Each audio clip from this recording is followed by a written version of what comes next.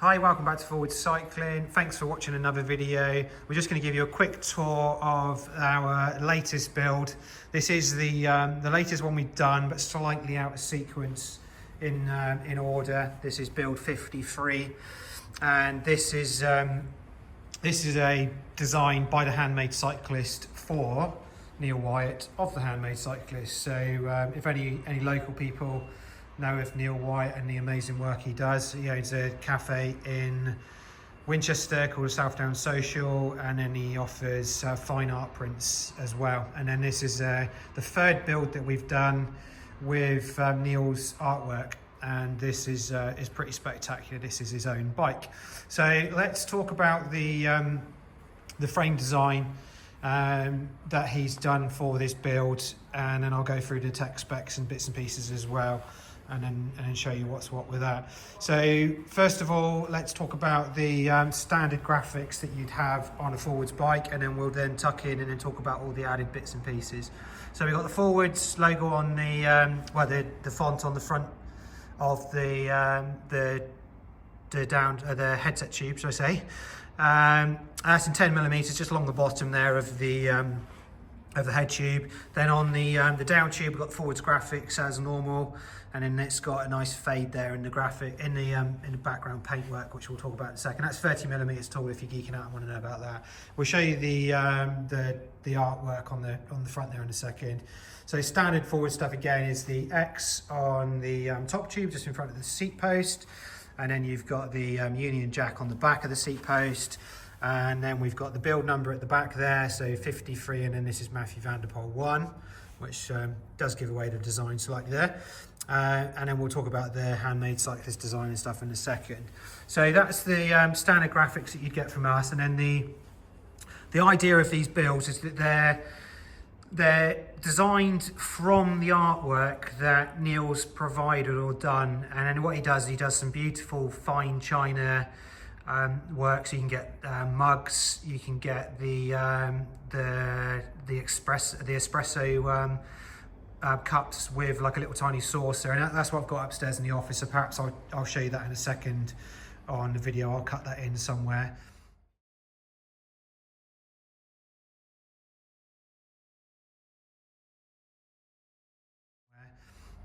And then he does some beautiful fine art wall prints and stuff as well, and then some other bits and pieces, t-shirts, absolutely beautiful cotton t-shirts, and jumpers and stuff as well. So the idea is that with all of these collaboration builds, is that the customer can choose a design that they like from the Handmade Cyclist, and then Neil will customize that onto one of our templates, onto one of our bike frames, and then we'll then have it hand painted. And then these are all done by our painter in the UK, Stuart, and he's done an absolutely incredible job with this. And none of this is stickered. Every single thing is stenciled and airbrushed. And then we'll give you a tour around this particular design. So Neil's a real fan of Matthew van der Poel, and this is a design based on some of the work he's done for the Matthew van der Poel range of Handmade Cyclist stuff. So we've got the heron on the front there, on the head tube. That's the same as with all of our collaboration builds. The King Alfred's Way bike, the Beryl Burton bike, which you'll see in the next video if I put everything up in the correct order. So heron on the top, and then we've got the a quote, which is the theme with these designs on the top tube. You'll see that with the Beryl Burton design as well. And then we've got the "You have to want it more than your next breath," which is a Matthew van der Poel quote on the top tube.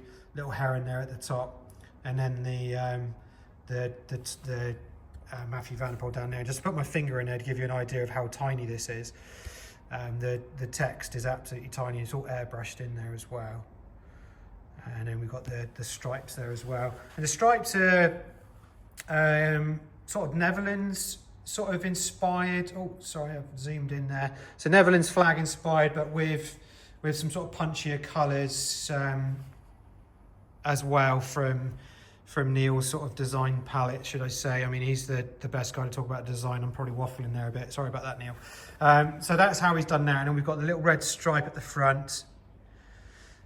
and then it goes into the white, and then there is some extra detail in it which I'll go into it. So if I zoom in, you might be able to see it.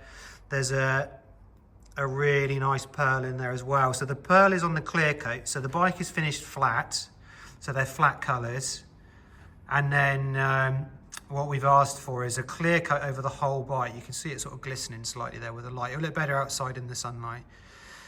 And that goes across everything. So it's across all of the fonts, all of the logos, all of the colours, and it's got a uniform gloss on it. And then we've got another couple of clear coats on top of that as well. So it's white through the red stripe, through the slogan, through the red stripe, into the blue, into the white. And we've got our little cap over the seat tube there. And as we come down the seat stay there as well, we've got the detail. And all of this is, as I said, it's all completely flat, airbrushed in, and then it fades goes or blends from white to red into the stripe again. And this is a super punchy red on it. The camera is actually bringing it up really nicely here. I did a video called about the bike yesterday. It didn't show up so well. It's quite nice. You'll get a bit of an orange hue there as it then blends into the white again. And then down the fork leg. And then what we've done is with the graphics on the front is details of, like, we've measured from the center of the axle to where the wheel starts, and then that's where we get our stripes starting. That's kind of a signature we're going to do on these. And then that goes through the red stripe, the blue stripe, through the white, blends into the blue. There's a really nice deep punchy blue, and again, if we can get it, it's got a sparkle in there as well. So that's how we've had that done. Neil went with the black stainless kit. So as you know, you get the options with all of the builds on what colour bolts and stuff you have. So we've got that stainless option there. So blend back through, and then onto the chain stays, goes red through the white stripe, through the white Handmade Cyclist detail. That's the same on the other side as well. And then we've got our shield. So gloss shield on this build. You do have the option of matte or gloss. This has got the gloss. And then we put the normal chainstay shield there. And then we put a little extension on the back just for extra protection, which wraps around. And then we also put a piece of shield on the underside in case when you're off-road, you're doing gear change or anything, you get any chain suck or any flick up there. It just protects that edge of the frame there as well, which is quite vulnerable. And then we've got the detail in the back there. Build 53 is our sequence, and then the Matthew van der Poel 1 is what we've got in there. If anyone's getting upset with how I've done Matthew van der Poel, I always have it as MVP, but I know that some of our customers have it as MVDP, which is Matthew van der Poel. Bit of a mouthful that, so I've always had it as Matthew van der Poel, but I guess as it's my sequence of numbering, I can do that how I want to. But if you're upset about that, put in the comments and then we'll discuss. But anyway, Matthew van der Poel 1. So the way that numbering would work is that if you had another one of these done, the paintwork will be the same theme, but of course where the blends and stuff are going to be very slightly different because everything's hand done or handmade or hand painted, should I say. So yours might be build 55 MVP-2. That's how that numbering sequence works. So the first number always stays increasing, and that's across all of the range of bikes that we have. So up until the point of we've done 53 builds, actually 54 because that's out of sequence. Anyway, I'm waffling. So then go up through the frame from the blue into the white, back into those seat stays, and then through that beautiful sort of mould which the frame has there, and then back up to the Union Jack into the top there. So that's how that's done. So I just want to show you some details of the frame as I'm looking. So this is the brand new 2025 version of the frame, and then we got the new style dropout on there, so you can do a direct mount of SRAM if you were going to use SRAM on it with the new style dropout, and that's just bolted with a single bolt there to 20 Newton meters on the outside, and then the axle screws into the center of that. So that's an update on that. And then we've got the new updated exit port bung for the Di2. So these are new updated versions. They're much deeper. They sit into the frame 10mm, so they sort of go in there nicely, and you can see the details of the black stainless steel. And then on these particular frames, you have the two 2 holes under there for the arch if you put a mud guard on it. So there's a little arch which is included in the customer's kit. So there you go, that's the frame. Let's come back and just have another look at that. I'll just get the camera to focus again. So that's what the frame design looks like. Absolutely stunning. Should have said at the beginning, this is a size medium, 49, forwards X gravel frame. So it's the medium size. Let's talk about finishing kit and then we'll talk about group set. So finishing kit is finished with the standard finishing kit we'd use. This is all the Pro Discover gravel finishing kit. It's got 110mm stem on the front. Obviously would be on the front. I don't know where else you'd put the stem, but there you go. 110mm Discover stem. We've got a 15mm UD matte carbon spacer on the bottom there. I'll talk about the headset and the integration in a minute. And then we've got the 10mm chimney spacer on the top there. And then just a plain top cap on there. I will change that top cap out in a second, but it's got a plain one on there at the moment. At the moment, we've just gone with this sort of spacing so Neil can work out exactly his position. And then we might lower this down a bit more. He took my X for a test ride and I'm running 5mm spacer at the bottom.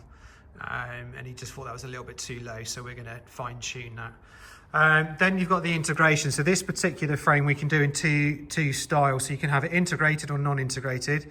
And then we did a lot of research with headsets and options of how to do the integration earlier in the year. We got a load of different headsets in from different places and factories and stuff. And then we've actually opted with a deader. So if you're going to do an integrated, well, a semi-integrated sort of handlebar setup, this is a good way to go, because what you can do is you can separate the headset space of this top cap. So this bottom section is separate from the top section. So what that does mean is if you need to do a headset bearing change, you can just take your bar tape off, unscrew the end that screws into your lever for your hose, and then the headset spaces are big enough, or this top cap is big enough to send them back out through the headset cap and the bearings to be able to change the headset without interfering with your hoses. Because if you have normal integration, you'd have to cut the olive off the end of your hose to be able to thread everything through your headset spacers and your top cap. And then that would mean that your hoses then would be too short when you come back to put it back together if you had done it perfect in the first place, because it won't have enough adjustment. So this is why we've done this. So it can be integrated, and it also allows us the option to be able to maintain that headset for the customer and keep that up together. So that's how we've done it, and it's got the hoses underneath there. They wrap round, and then what we've done is we've got the Di2 cable clipped with the appropriate clips onto the left-hand lever cable, and that's how we do it. So we've got the long cable going up through to that left lever, and then the left lever connects to the right lever, etc. So that's how that's done. Now while we're under here, this is the JRC computer mount, which you know we love. So this is the one with the titanium bolts, but the titanium bolts match the bolts on the Pro really nice, the Pro stem, so we love that. And then he's got the Garmin computer, and then this is the new HD like heavy duty Garmin mount. It's not so new now actually, but it's the heavy duty one which we stock. We sell the JRC as a complete kit with all of the different inserts. So that's how that is. Then we got the Pro Discover handlebar. This is in a 42 width with a 12-degree flare, and then it's finished with the BHT 16 bar tape. And then this is the stuff we love. So it's done in a figure of 8 around the levers, and then we've got a 45mm space in here and a 45mm spacing here, and then we've got the standard end tape on there as well. So we haven't done the blend on this one. This is just a sharp edge, and then it's got really quite a few runs of insulated tape underneath that to secure that nicely as well. So that's how that's done. And this side here, underneath this cap, is where we've put the Bluetooth module. So this is the 11-speed group set. There's a module in there, and that's how we cable that. So you can just pop this out if you need to diagnose that module at any time. So that's just in there. And then on this side, we've got the junction box A for during your charging and then you're setting up of your gears and stuff. That'll lead us into the group set. So Neil's gone with the 11 speed. So this is the GRX Di2 11 speed group set. Mapped normally, so right hand side is the rear gears, left hand side is the front gears. And then, as I said, we've done full integration of the gears, the cabling, so it goes into the bar, so it's all hidden away. It's on the GR20 Di2, it normally comes with the mount under here, but this is all fully integrated on an X. You could have it fully integrated on the GR20 if you wanted to. So that's it. So you've got the 11 speed levers, which are incredible. And then we've got the 11 speed 2x front derailleur. I'll come back to the chain set in just a second because that's slightly different to what you'd expect with this group set. Then we've got the GRX 2x11 rear mechanism, and we've also done the zip tie to hold the cable down. So the reason we go with this is that the O-ring we were using starts cracking after a certain amount of time, which was a bit annoying, and it looks a little bit tacky after a little bit of time. So now when those bikes come back and we swap it out to a zip tie, I know some of you keyboard warriors will be saying, yeah, Ian, you can get the clips that go here and it's the proper way of doing it. The reason we don't use the clip is it doesn't give you the nice arch. So we found that it makes it a bit too tight, and then it doesn't come out here correctly, and then we end up with a big loop.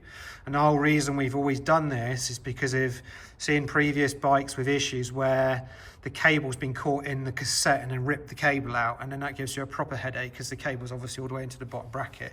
So that's why we always do this, and then we've just now put a tie on there just to hold that back, and as you can see, it tucks it away really nicely. So we got an 1134 rear cassette on there. That's the Ultegra cassette, and then we've got the Ultegra 11 speed chain, and then this one's just come out of hot waxing. So this has got the Silk Secret mix on it. So at the shop we have a whole little lab basically of waxing. We offer 4 different types of waxing now, and then this one's the Secret, which is the middle one, which gives you the best of both worlds of speed and endurance. In the summer that's going to be fine anyway. And let's go back to the chain set. So the chain set's the rotor chain set, and this is the Gravel OEM chain set. And the reason that Neil's changed this out is that he wanted to go 165 crank lengths, and as you know with your Shimano GRX chain sets, you can't go down to 165 unless you go with the lower range, the 600 series, and then they get quite heavy. So he's opted for the rotor, and then this then gives him the option to go 165 crank length.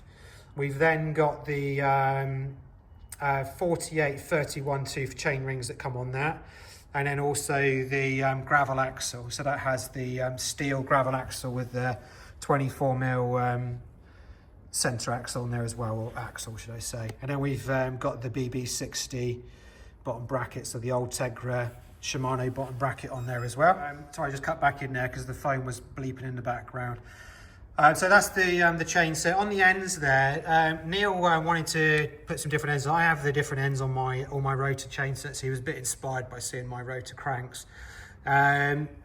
These are the standard ones we stock. So we do the black ends, and then I've also got some coloured ends here as well. So we got the blue ones and we got the red ones.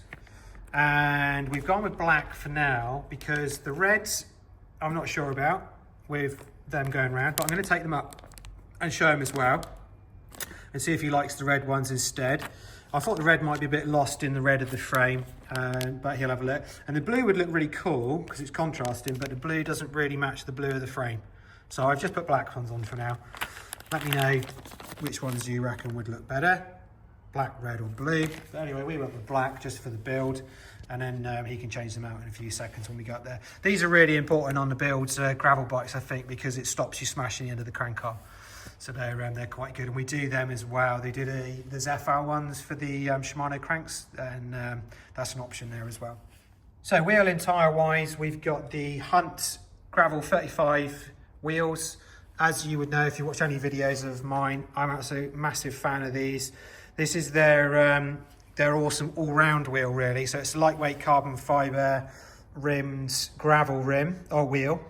and it's also got a good spoke count and then a heavier duty spoke for doing bike packing. So this is my sort of go-to upgrade gravel wheel. These are the standard wheels you'd get when you're buying an X anyway.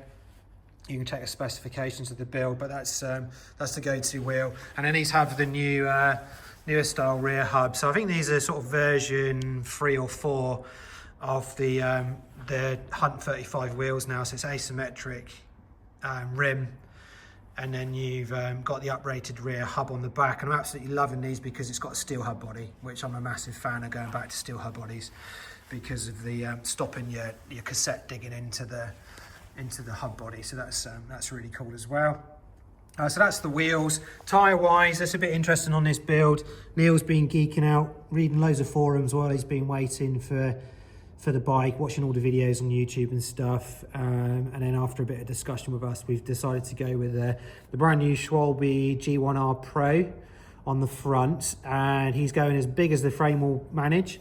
So it'll take a 50mm front tyre, or tyres should I say, the frame and the forks wheel. So it's gone 50mm on the front, and then this is the G1R Pro, and then this is the one with the tread. And then I'll show you the clearance there as well. So you've got plenty of clearance in there. And then on the rear, we've gone with the semi-slick. So this is slick in the centre with the knobbles on the side for cornering. And then I'll just show you the clearance down there as well. So again, the frame does take a 50. So it's much tighter down the bottom. The only thing I would always say to customers is that they just have to be mindful that if they're riding in muddy or really sort of grim conditions, that the pickup on the tyre could then suck all that dirt down, and then you're running quite close to your frame with the debris and stuff. But bigger seems to be better right now with gravel tyres, so that's what Neil's gone for. So these ones are the G1 RS Pro, again in a 50 with that slick sort of centre tyre tread. And then on this bike, as well as the next bike you'll see, we've got the brand new Schwalbe click valve. I struggle to get this off because I've hurt my thumb. There you go. So it's got the new click valve on there as well, which is they're amazing. We're going to do a video about that. Hopefully that'll be connected. Sorry, the link below on the in the description. But new click valves on there as well. Got 100mm of orange sealant in there. A little bit more than necessary, but we just run like a few extra grams of sealant just to give the customer a bit more protection if something went wrong and you had a puncture. So that's the wheels. So brake wise, we've got the XTR rotors. These are 160mm. So this particular frame, the X, does only take a 160 on the rear. So 160mm with the GRX calipers.